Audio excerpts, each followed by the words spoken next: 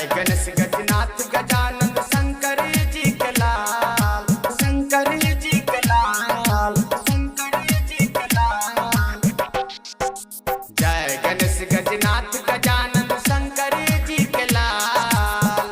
एक तू ही धनवान गजाहो नंद, बाकी सब कंगाल हो। एक तू ही धनवान गजाहो नंद, बाकी सब कंगाल। डीजे मिट्ठू राजा पटसोनी, वैष्णवी रिकॉर्डिंग स्टूडियो अखतवारा।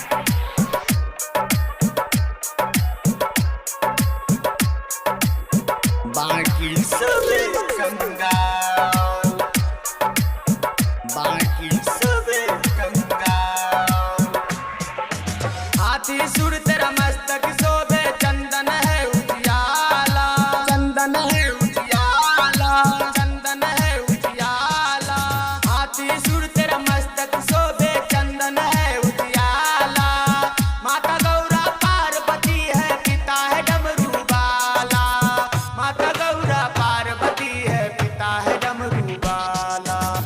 जो आपके द्वार पे आए,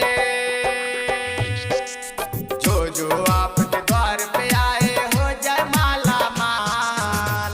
एक तू ही धनवान गजाहो नंद, बाकी सब कंगाल हो।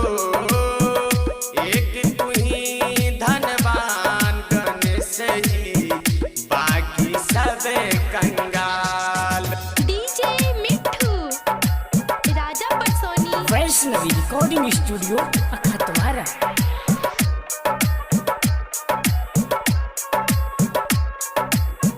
बाकी सब कंगाल, बाकी सब कंगाल।